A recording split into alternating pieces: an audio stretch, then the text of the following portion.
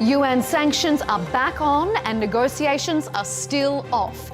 Is the current impasse between Iran and the West at a dangerous inflection point? Tehran says it will no longer cooperate with nuclear inspectors, and Israel has threatened renewed strikes. Will the reimposition of Iran sanctions backfire? You're watching Counterpoints with me, Melinda Nusafora.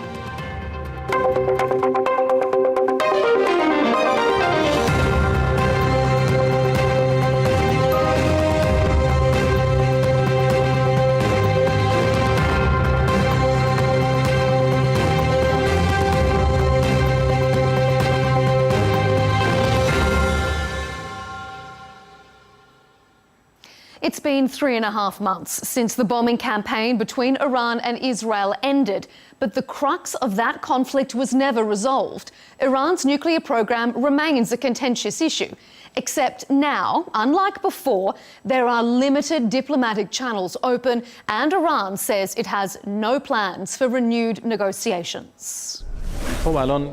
They have now resorted to the snapback mechanism, and look at the outcomes. Nothing has changed, and the issues remain unresolved.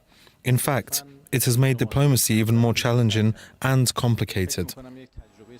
That snapback mechanism the foreign minister is referring to are UN sanctions. After being lifted a decade ago as part of the 2015 nuclear deal, they're back because Britain, France and Germany accuse Iran of breaching its nuclear commitments. Iran says the return of sanctions invalidates the deal, meaning it won't comply with another facet of the agreement, cooperation with nuclear inspectors. That has angered Israel, which has threatened renewed strikes, and the US has raised eyebrows by moving some of its military assets around the region.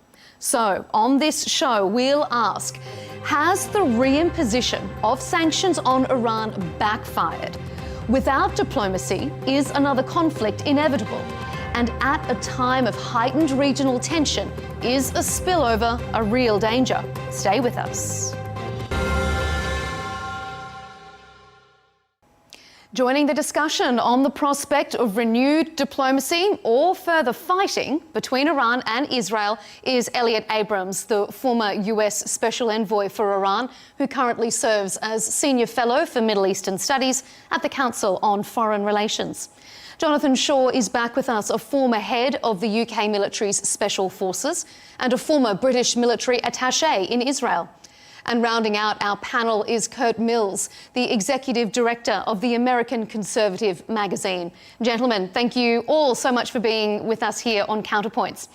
Now, when UN economic and military sanctions against Iran were lifted in 2015, it was considered a landmark victory for international diplomacy.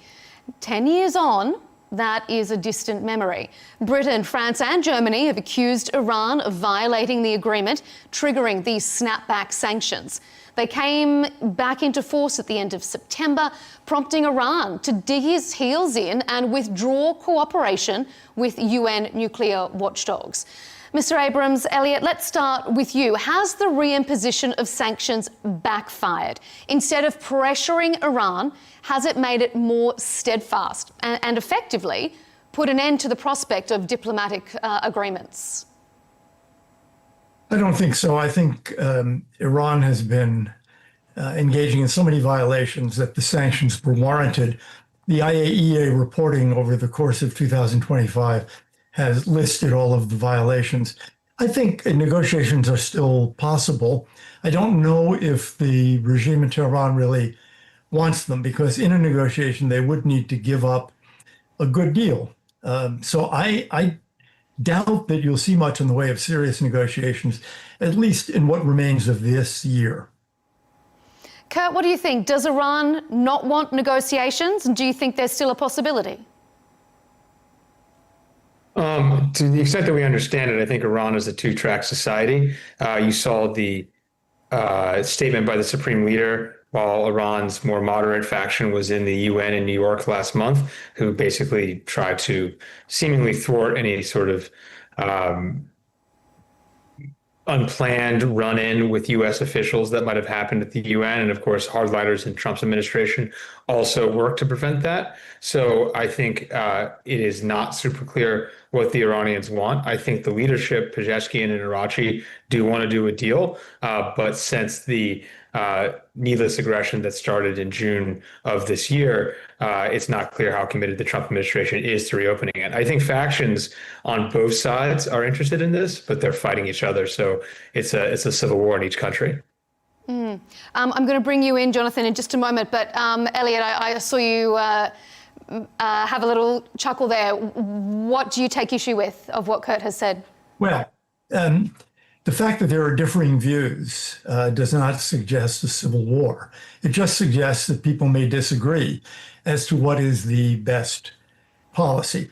I don't really go for the, moderates in the Kremlin, old idea. Now it's moderates in Tehran. And I certainly don't agree about the phrase needless aggression. It's very clear from the IAEA reporting that the Iranian regime was getting closer and closer and closer to building a nuclear weapon. No country has ever enriched uranium to 60%, which they did, without building a nuclear weapon. So preventing them from doing that, I think, was wise policy. Jonathan, given your military background, what do you think? Was it needless aggression? Was it justified? And do you think that the reimposition of these sanctions has been a bit of a diplomatic miscalculation? Well, I think the original diplomatic miscalculation was Trump's withdrawal from the original deal, which actually, I think, I was in Herzliya Security Conference in Israel on the day that he was going to announce that. And I remember Victoria Nuland, myself, and the head of Mossad were asked whether we thought it was a good idea to pull out of that agreement. And we all agreed it was a stupid idea to pull out. You'd gain nothing from it. And so indeed it has been proved. And many commentators are now saying that if Trump could get back to the agreement that he then pulled out of 10 years ago, he'd be very happy. So I think the whole thing's been mishandled since that time. For now, I think that the attack of Israel on Iran was pretty opportunistic. I think they were on a bit of a roll. I think they were just rolling back enemies left, right, and center. So I think it was more opportunistic than strategic. In fact, I'm decidedly questioning whether Israel has got a strategic plan apart from just destroying all its enemies and pursuing a greater Israel. It doesn't really pursue political tracks, it pursues military tracks. And that's why it's quite hard to have a discussion about political ends when actually all they're using are military means. So I find them quite difficult to read. Curt, I'm going to come to you and get you to pick up on that. But Elliot, what's your take on what Jonathan's saying, particularly with regards to those comments about Israel's aggression? Yeah.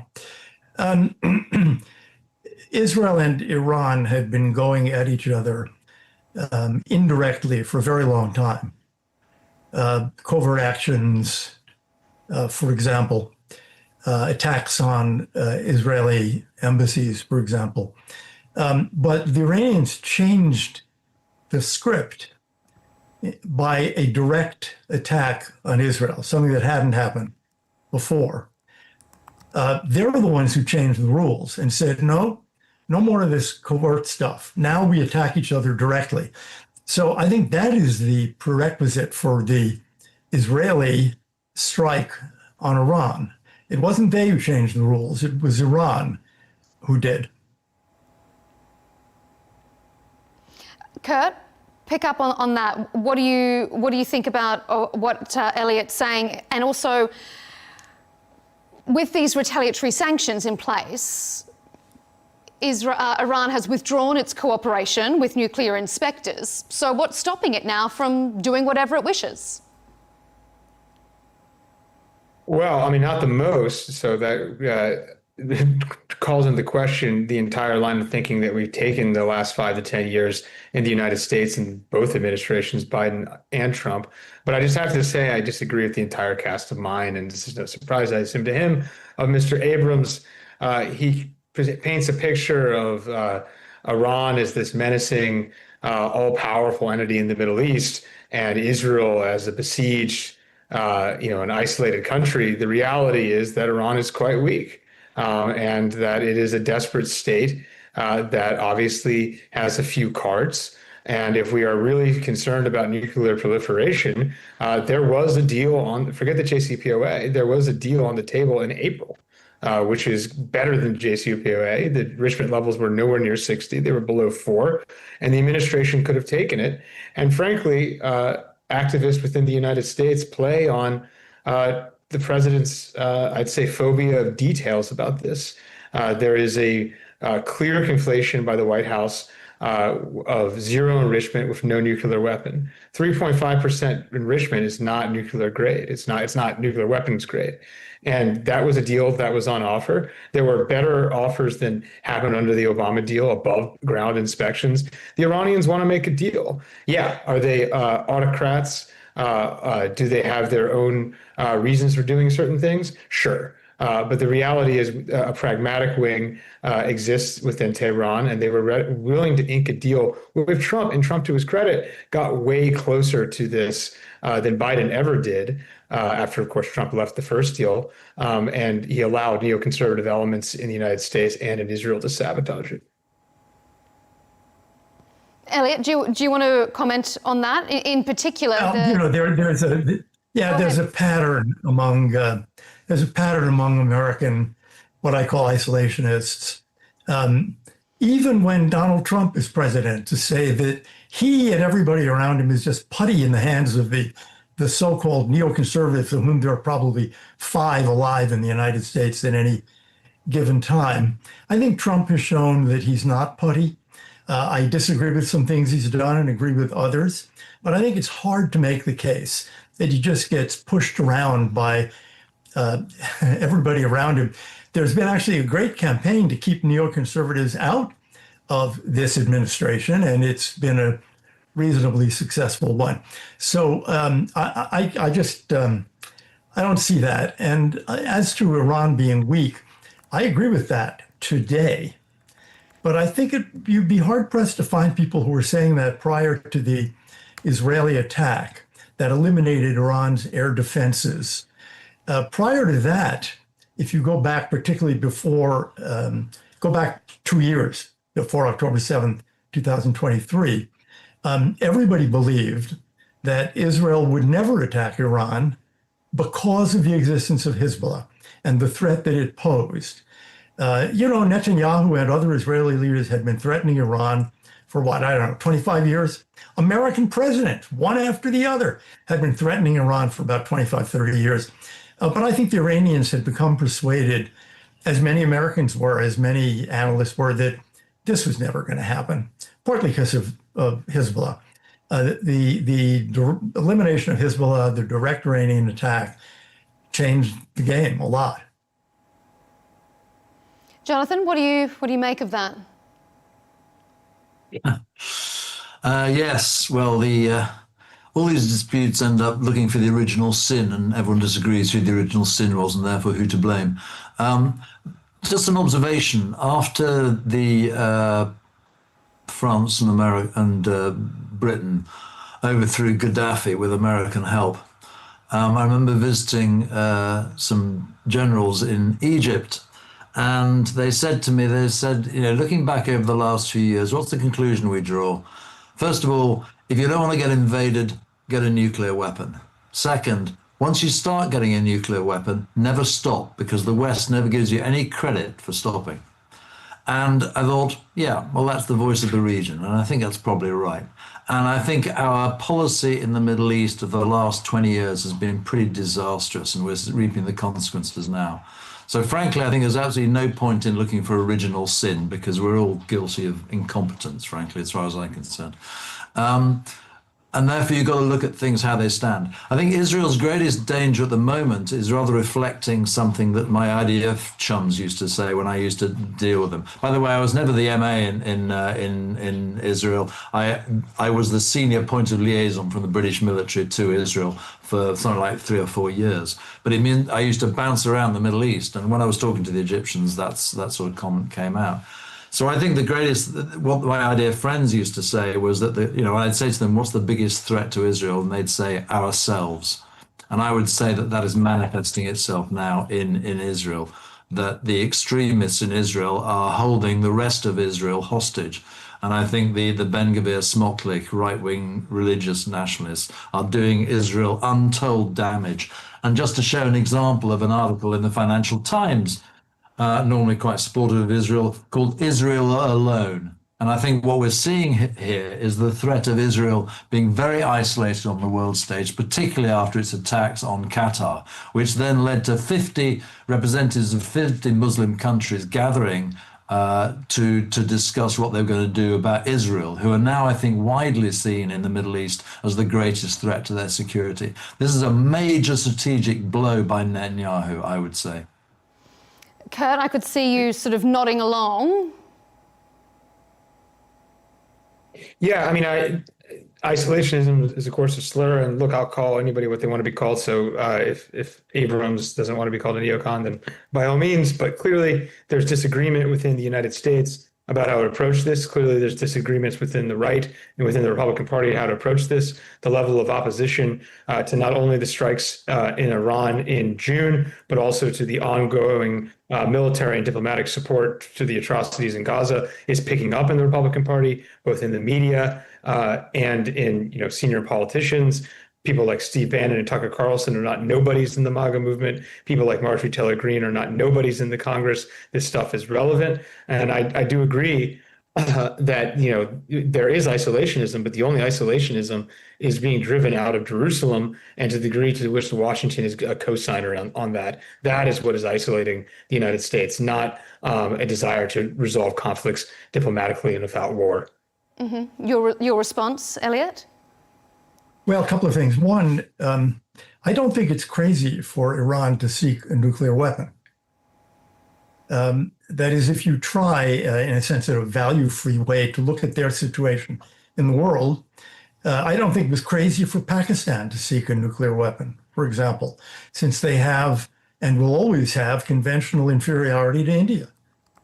I don't think it's crazy for Iran to seek one. But that doesn't mean that the United States should permit it to happen. And I think it's now 5 presidents in a row who've said, we're not going to let it happen. And majorities in Congress have repeatedly said, we're not going to let it happen. And I guess I disagree with Curt on the opinion polls. That is, the polls I've seen in the last, this year, but even in the last month or two, suggest that Trump voters remain quite supportive of the president and his foreign policy, and supported the strike on Iran. The president, you may remember, was dismissive of Tucker Carlson's criticism, and it seems not to, I would say the polls suggest, it seems not to have dented Trump's support among Trump voters. That may, you may like that or not like that, but I don't think the polls suggest that someone like Marjorie Taylor Greene has any real impact in Congress. It's a strange thing, actually, because Carlson has become, quite famous, but he doesn't seem to be denting Republican support for the president. I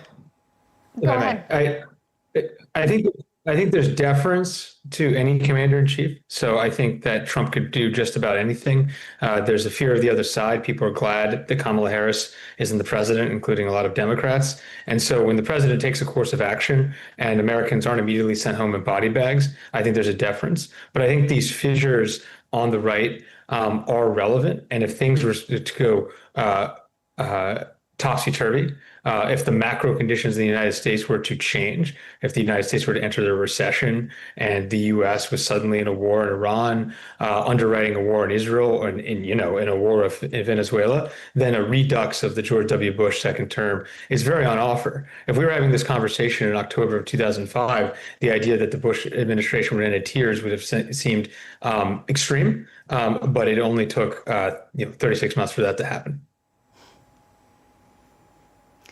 Look, let's move on to our next segment, because, there are such, as you've all sort of expressed, such diverse takes on what Iran has, what they should be allowed to have, what the US will accept, what Israel will accept. Many regional experts suggest that Israel's strikes on Iran may have only been the opening move in an ongoing conflict. Hardliners in both countries, as some of our panellists have expressed, are adverse to further negotiations. They want more conflict, but both hold diametrically opposing views on what an acceptable deal would look like. Jonathan, given the lack of talks on the horizon, I mean, Iran says it's no longer interested. Diplomacy's not off the table, but they don't have anything scheduled. Is another conflict inevitable now? Without diplomacy, is conflict next? Well, I hope not. But as I said before, we've got to be clear what our approach to this is.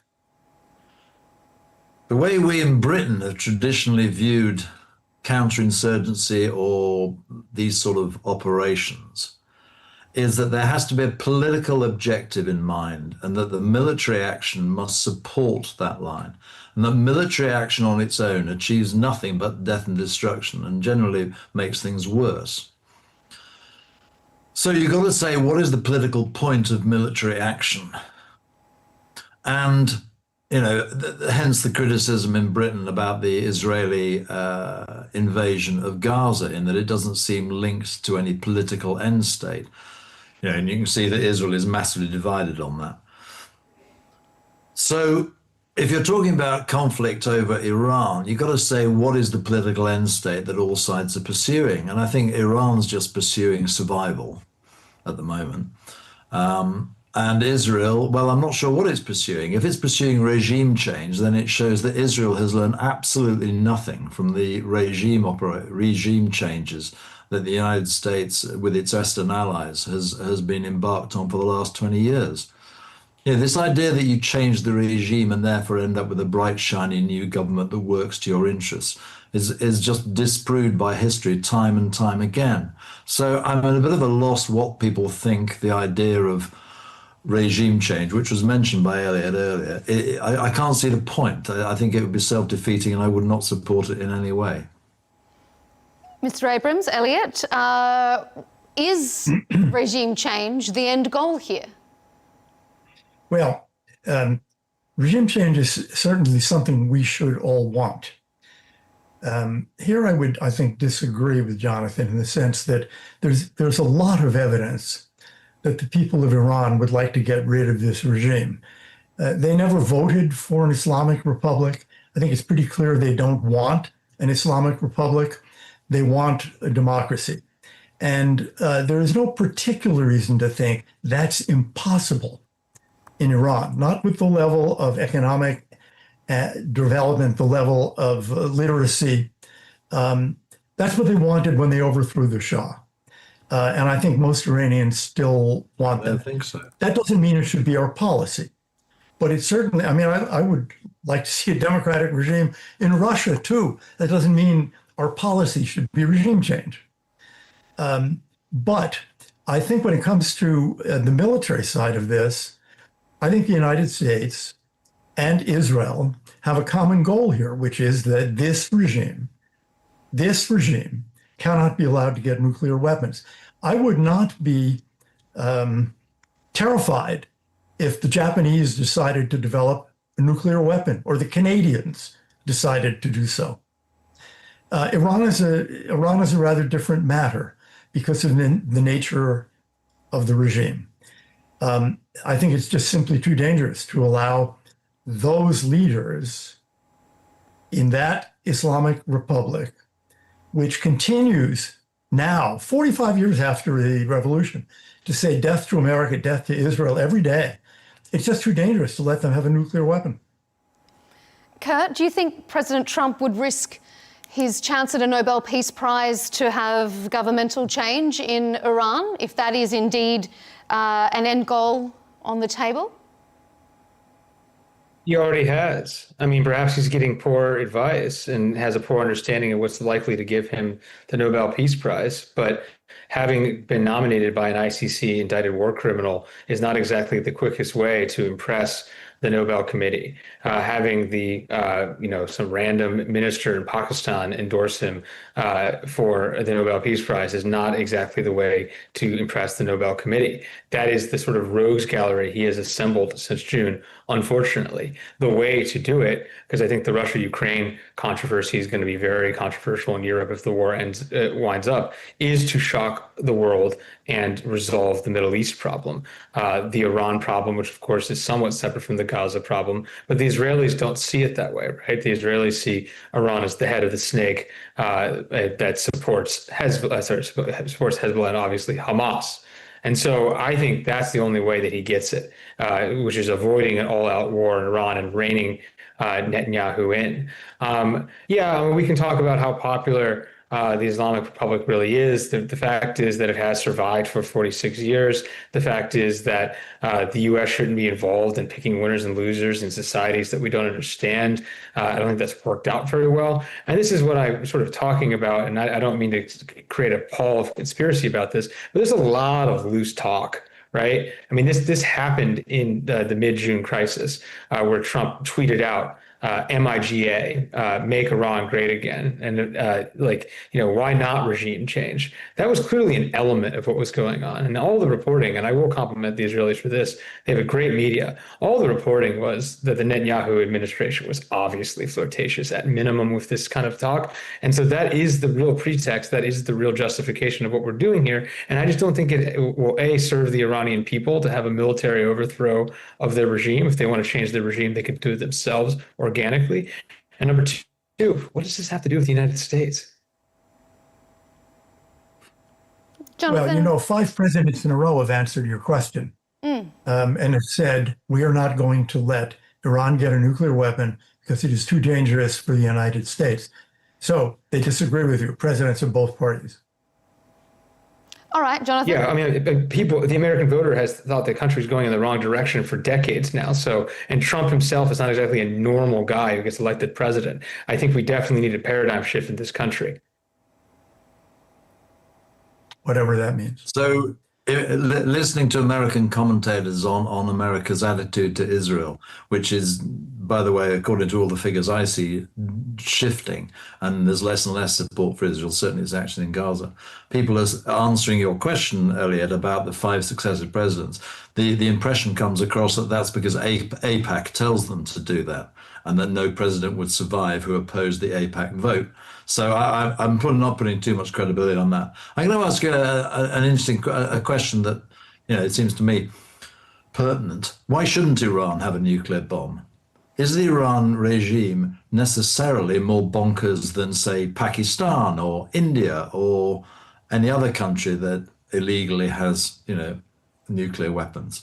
What is so fundamentally, I've had this discussion with IDF people at length, and they accept the military logic that if Iran was to launch a nuclear missile against Israel, it would be suicide for Iran. So the assumption you would seem to be making is that Iran is necessarily suicidal and would sacrifice itself in order to wipe out Israel. And I just think that's straight wrong. I mean, I see no evidence for that. Elliot? Yes. Iran is a different and much more theologically based regime than the military dictatorships that come and go in Pakistan.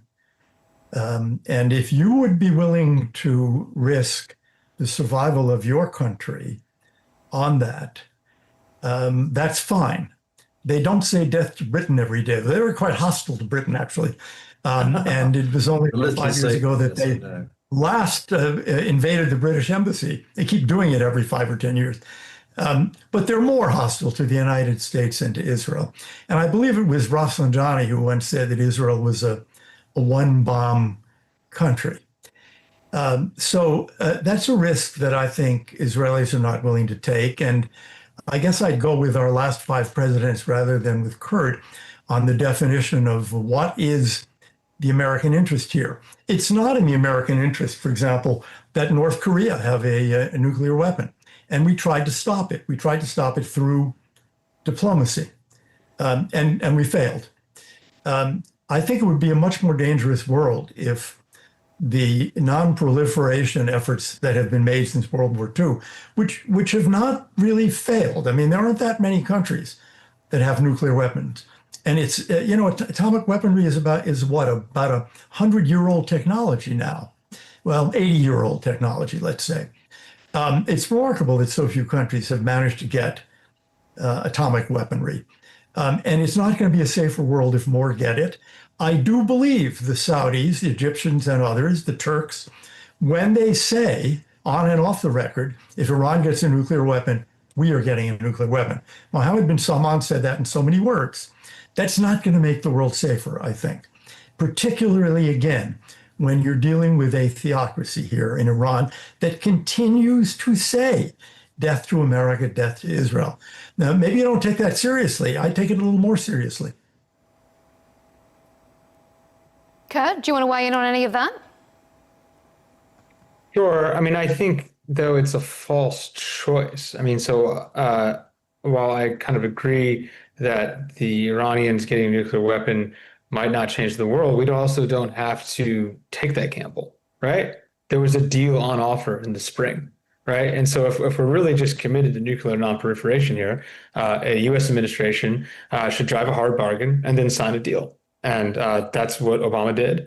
And Trump thought he could do better. And that's what he cited for tearing it up in the spring of 2018. And then he didn't sign a new deal. Then he got reelected president in 24 and he tried to sign a new deal. Clearly, when he announced those negotiations, he was seated next to Benjamin Netanyahu, who was unhappy with that. So what are we really talking about here? We're talking about that the Israelis have an inordinate amount of influence in our politics that I think are unacceptable. And the Israelis don't want a deal, or the Netanyahu administration doesn't want a deal, but he's been in power on and off for 25 years. So it's really hard to distinguish.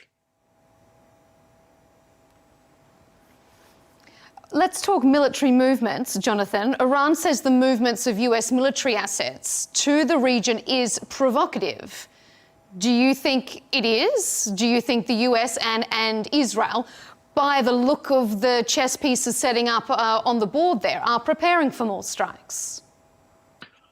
I would be surprised and disappointed if Trump was interested in any more war in the Middle East. He's just declared peace there. It's frequently publicized as one of his great achievements. His every 2 weeks another peace agreement. That's one of them. So if war broke out again, it would be rather a slap in the face to his track record of creating peace. So I personally don't think these are a prelude to war. Of course, I could be wrong, but I don't think they are. No. Elliott, what do you think? Does Iran have a point that this movement of US military assets appears to be provocative? I think that the president does not want war anywhere. He does not want to send American troops anywhere. It's striking that when he has used force, the killing of Soleimani, the bombing of Iran, these are things that, in a sense, he announces when they're over. That's the kind of use of military force that he favors. I think it's very unlikely that you will see him send American troops into combat actually anywhere. And I would say I really take exception to the argument that Trump and the whole US government is kind of putty in the hands of the Israelis. That is a very old anti-Semitic canard. And I hate seeing it on your screen. Curt, do you want to respond to that?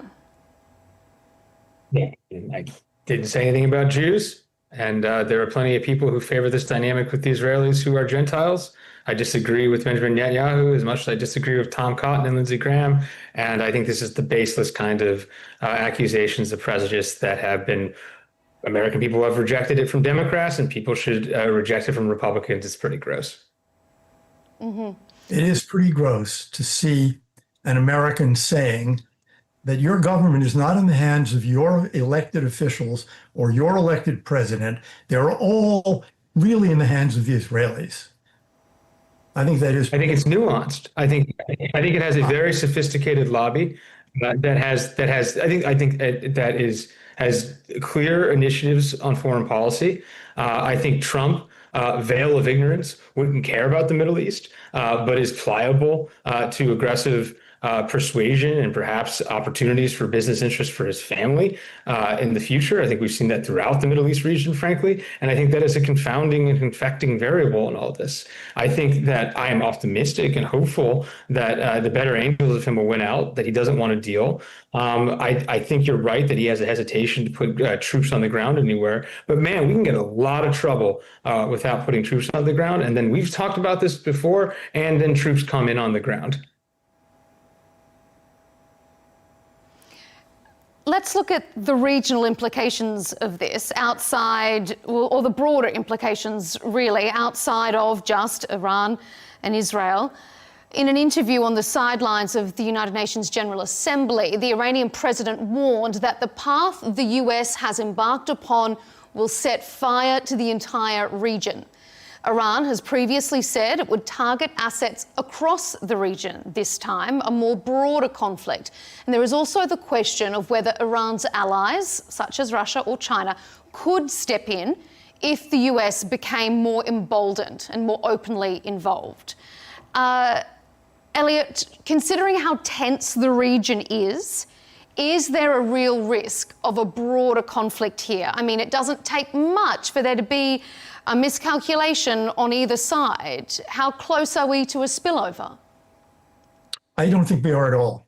I think it was very striking that in the exchanges between Israel and Iran, and then in the American bombing of Iran, the Chinese and the Russians did literally nothing. I mean, it taught quite a hard lesson for Iran. They don't have an alliance with the Russians and the Chinese, and those countries are not going to come to their aid. In the air war, missiles, bombers between Israel and Iran, there are no troops on the ground involved there either. So I don't see how this spreads, and I say it is not going to spread. Jonathan, I saw you give a thumbs up there. Oh, sorry, Curt, go ahead. Yeah. I think that's just a monster assumption. The war was 12 days, so the naming itself was emphasizing that it wasn't that long. I think it was coined by the White House, basically. But the war actually drew out. It would be pretty cost-free for the Chinese or the Russians, and this is true in Iran as it is in Venezuela, where these countries have ties. Yeah, they're cold allies. Bashar Assad learned that the hard way. But Iran is not Syria, and Venezuela is not Syria. These are more important countries, frankly, and it can be very cost-free to bog the Americans down, especially because we know Russia has designs on more of Ukraine, and especially because we know the Chinese have some designs on Taiwan, and they distract the U.S. imperial machine into these superfluous theaters. They're not going to get a better opportunity if the U.S. gets into these wars. Yeah, if I can just comment, I mean, I think a lot of this language, you've got to put them in a cultural context, and they do love this kind of florid language and this very sort of effusive stuff. And a lot of it's political spell, but dug beneath, it's not serious, I don't think. Why? Why don't you think Russia and China are interested in being involved? Well, they don't want to get involved in a war either. But what they will do, I think, is they will add more strategic support, for instance, economic, to stop Iran's economy collapsing. I think they're much more interested in regime survival in that sense. I don't think they're interested in getting involved in the war, though, the fighting. Elliott, are we witnessing the failure of international multilateral diplomacy, or are we on the cusp of seeing the success of President Trump's transactional approach to foreign policy?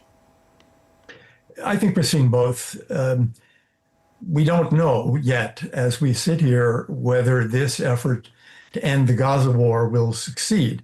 But it's a big diplomatic effort, started in this case by the United States, but with a lot of support from Arab countries.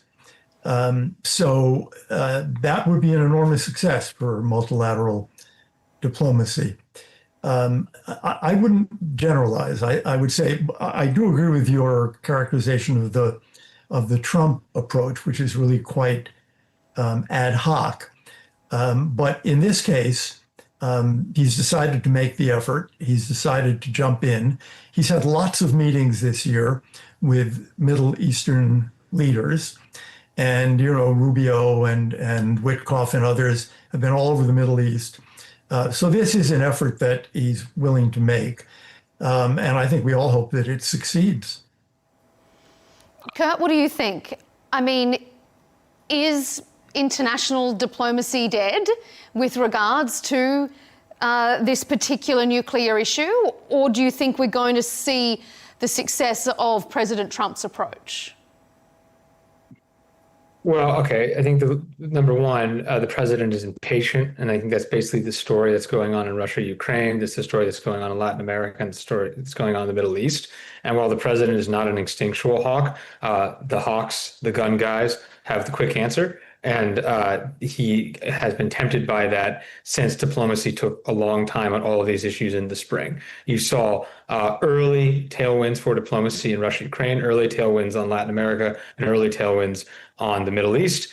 And it has been a bad 100 days or so since the June 13th strikes, since he has embraced Ukraine taking all of its territory back, which is a pipe dream. And then, of course, now the sort of needless assassination of Venezuelan fishermen in the South Caribbean. And so all of those are negative indicators. However, this is not George W. Bush. However, tempting it seems to be for him to repeat the mistakes of the past. And I do think there is still the possibility that he calls the bluff on the various people that want to keep the war going. I think the Hamas deal over the weekend, which various I'll say hardline hawks in the US and Israel immediately messaged against, Trump seems like he wants that deal. All things being equal. And the question is whether or not he has the courage and patience to tell the leadership of Israel and the hawks of his own party no. And if he does, that's promising with Iran.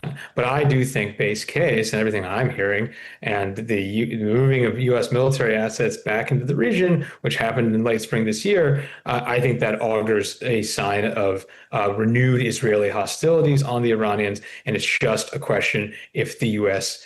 Joins, because we saw last time the Israelis can't get what they want in Iran without U.S. support.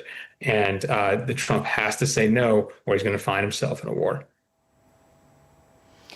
Jonathan, I mean, not specifically with regards to this conflict, but speaking a few days ago in Prague, the Serbian President Alexander Vučić warned that the world is preparing for major conflicts. And to his mind, the only question is which sides countries will pick. And he cited the flurry of arms purchases as one of the reasons he thinks that people are preparing for a broader war. What do you think of President Vučić's assessment? Well, if he's concerned about people preparing for the war, he should look closer to home, I think, for the reason why certainly European nations are ramping up defense. When you see the sort of the sub-threshold aggressive acts that Russia is already carrying out in the West, it's no surprise that we're ramping up our spending on defense tools, and not just defense tools, but civilian security tools, because so many of these aggressions against other countries are happening non-militarily, dredging up cables, use of biological weapons to kill opponents in other foreign countries, political interference and these sort of things. So it is ramping up, and the Russians are certainly causing something there. I don't get a sense that the world is heading to a major conflagration. I don't think NATO wants a war. I don't think Putin wants a war either. I think there's an awful lot of saber rattling to play to a domestic audience. But actually, I don't think either side sees a benefit from a war. So, I mean, wars can always happen by accident. Indeed, most, you could argue, probably do. But I don't think anyone is intending one to come along. As to the Middle East plan, I think that I think it's full of aspiration, but when you look at the detail, it's asking Hamas to agree to get rid of 2 of its red lines, and it's asking the Netanyahu coalition to agree to the continued existence of Palestinians in Gaza after the war's over, which is absolutely not what they want. So I can see huge fundamental obstacles. And I'm afraid, to be utterly cynical, I think that both sides are trying to just say yes until such time as the other side causes the deal to collapse. So I don't have any great hope that this is going to yield to the peace of the 3,000-year-old conflict, as Trump described it the other day. I'm sorry if that sounds a bit cynical and hopeless. I've Elliott, been there before. what do you think? I mean, are we heading towards more turbulent times, even if we look, beyond this Iran question? You speaking of the Middle East or more broadly? More broadly, Middle East for a start, but more broadly, I mean, on a global scale, Okay. we see how intertwined geopolitics is. One thing very easily leads to another. Well, maybe. I don't see any major conflict coming in the Middle East. Even if there's another exchange between Israel and Iran, another 12-day war, that's not going to spread. And neither country will have boots on the ground in the other. And none of the neighbors are going to want to get involved, nor will the Chinese or the Russians. I hope Jonathan's right about Putin. My fear would be that he'll try to test NATO. He is already testing NATO. I mean, these drone flights, which started with the Baltics and Eastern Europe and then moved central and now are tying up airports in Western Europe. Those are tests, and we have to see how NATO responds to those. The only thing it seems to me that could really lead to a major conflict would be a Chinese effort to take Taiwan by force. Then you have a major war. That's the only one I really see on the horizon. Mm-hmm. All right. Do you Curt. still believe that the United States would fight on behalf of Taiwan? My reading says he Well, would. we're pledged to do so, and we're certainly preparing to do so. And if we don't do so, boy, it's really quite a different world, because what you've proved there is that American guarantees and pledges are not worth the paper they're printed on. I think that's what we in NATO already think. Well, I understand the fear. I certainly understand the fear. But neither under Biden nor under Trump has the United States done nothing or even close to nothing to support Ukraine, to which we have no treaty commitment at all, none. And in fact, I would say, and I know Curt thinks this is an awful thing, and I'm not quite sure who he thinks persuaded Trump to support Ukraine more. Maybe it's the Israelis again, or the neocons. But the fact is, Trump has not abandoned Ukraine, and Trump is trying to figure out ways, the $90 billion arms deal. He is trying to get the Europeans to cut off Russian oil, and he seems to be trying to get the Europeans to freeze, to take the Russian bank deposits in Western Europe. So he's being quite supportive of Ukraine. Curt, round us out. Are we heading towards more tumultuous times, Middle East and globally, or is it saber rattling? Yeah, I mean, Elliot, I think the gratuitous attacks on my character, which are unfounded, are beneath your accomplishments as an American civil servant and political operator. But that notwithstanding, I think that it is very dangerous to divide the world, as seemingly elites in the West, quote unquote, want to do, into a liberal democratic order and an axis of autocracies.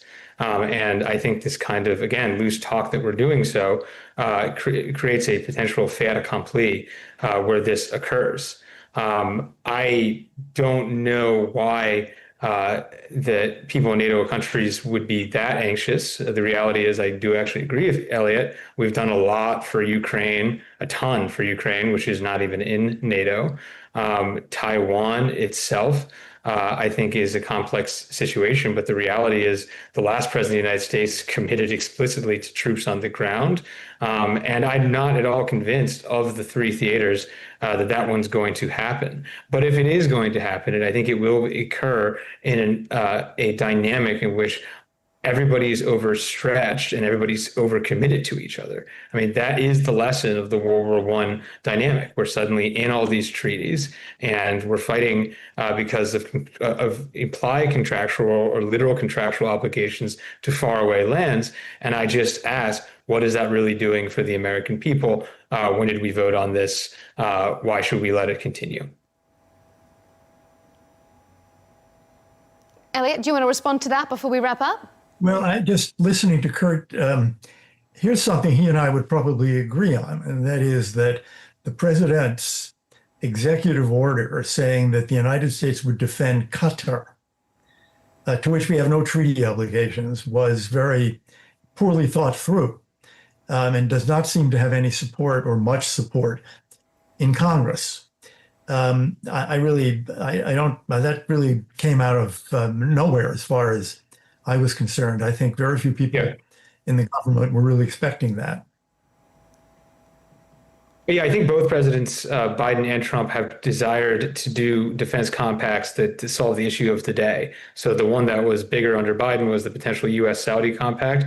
And I think because Qatar has now been bound by both Iran and Israel, so if the idea that Qatar is this master manipulator behind the scenes, I think is kind of a joke. They're the only country bound by both of them this year. I think Trump is trying to throw them a deal in order to put a Band-Aid over the bullet hole. But I think that's also not great for the United States. And I oppose that.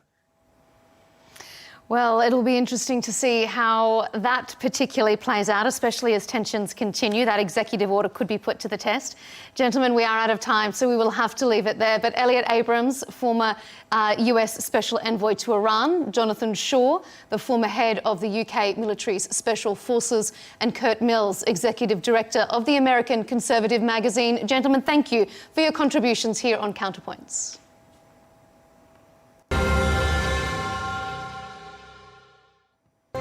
And as always, thanks to you for tuning in to this episode. To keep up to date with our latest debates and interviews, be sure to subscribe to Al Arabiya English on YouTube. And don't forget, you can follow us on X and TikTok. We'll see you next time.